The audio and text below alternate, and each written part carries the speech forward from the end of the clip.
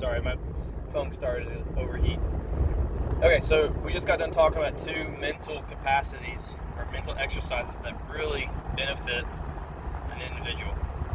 All right, so the first one was a flooding statement, and then the choice made by that statement. And then we also talked about the visualization, the understanding of being able to vividly see a situation and then feel the situation and always see a positive outcome in that situation. It's very easy to fall into that pessimistic mindset or that you see yourself not succeeding because the world always is going to, it's just the way it is. You see it in social media. They always want to say, that's not possible, that isn't going to happen. Well, guess what? If there's a small chance, there's still a chance. And you have to look at that chance as your way into making something happen, whether it's a small chance or a large chance. Anyways, now, so you got those two things. Now, the third thing that you're going to have to be able to do is actually put this into practice. A lot of times in matches or practice matches is the next step that I like to use it, or even a drill. I want the person to be able to do, we do a lot of live ball drilling just because I want them to put them in this scenario that there's a form of pressure, that nerves come about. So when that pressure situation comes into play, what is their first thing that creeps in their mind? Oh no, this is pressure? Or they start going through their routine. Flooding statement. My example was confidence is a choice and I choose to be confident. I'm toweling off, I'm getting ready for that scenario, especially if it's a tight scenario. I mean, it's a really big pressure situation. I'm going to use that in my favor to go ahead and stick to the decision I make. Again, a decision such as a pattern, you stick to that pattern that you choose, and regardless of the outcome, you can go ahead and say, I was totally confident in seeing that happen or making that decision, and it worked. The second thing is visualization. Well, the visualization should automatically come into play because you've seen it so many times in your head. So guess what? If you've been visually telling yourself or visualizing and seeing a scenario happen, such as the pattern we talked about where you're serving out wide and you hit the open court, well, guess what? That might be the best decision to come about because you've seen it so many times that it feels comfortable rather than doing something that you're not comfortable with. And that's why we try to use multiple scenarios to visualize, not just one scenario. But we want to make the scenarios happen repetitively, so they get used to that and get comfortable with it, and then we move on to another scenario that they can see, and they can always go back to something. And it's like it almost is a feeling of deja vu. Okay, so again, what's the problem with this? Because everybody's going to learn in a different way and different time. Remember the flooding statement. You're not thinking about the statement while you're doing it, so you have to just say it. Just saying it is enough. Your subconscious mind will take it in, and it'll come out outwardly in your conscious mind eventually. It may not be very soon. So that's the hard part.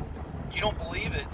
If it doesn't happen quickly, which is what this world is normally about, and it's become even more so. If it doesn't happen within, the first day of me practicing my flooding statement, it can't be real. It can't be happening, or it can't be worthwhile. It actually is. It takes a while to develop, just like developing your own game, your physical game, or physical attributes. Like you're getting in a weight room, you want to be able to lift 200 pounds. You're not going to be able to lift 200 pounds after the first day of lifting. You're not going to see yourself have that six-pack that you absolutely want after one day of exercises. It takes sometimes a lifetime.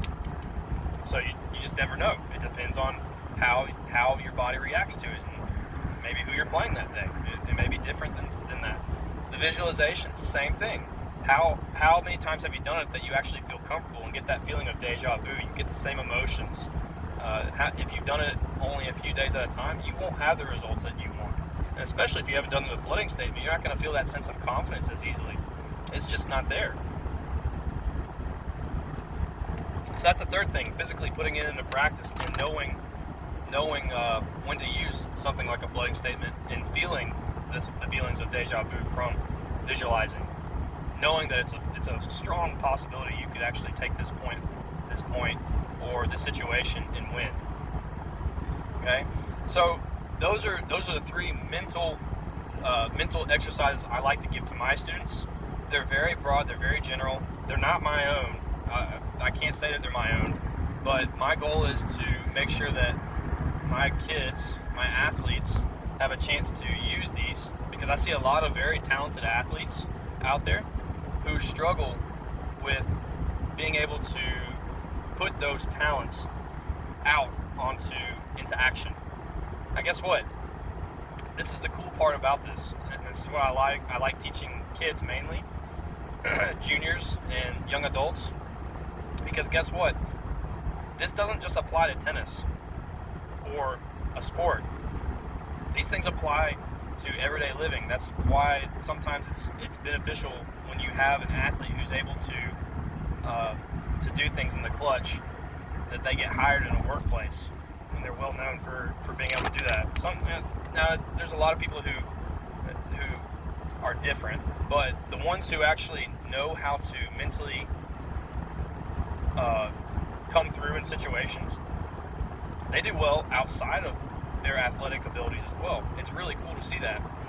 So I like to talk to my students too in the fashion of, look, you're going to do well here, you're going to do well outside of that, and we want to see you do well as an adult. If you continue to play tennis or another sport and you play professionally, great. If you don't, great. I know that you're going to be successful wherever you go.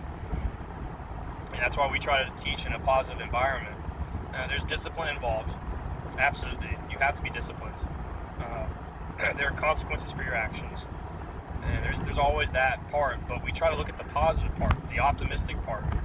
I like to use Nadal as a great example for the optimistic person. And it's very simple. There's always a chance I could win this. There's no clock in tennis. And in the real world, there's a clock on things, but guess what? There's always a chance that if you do a good job on something, or you put yourself out there fully and you work hard and you put your full effort into it, you challenge yourself, that you could come away with a win in any given situation. And even if you don't win, the good part is that you actually won by learning something about a new situation, so that you can have that the next time you go out. And I think that's the biggest thing. A lot of parents I talk to, we talk about mentality.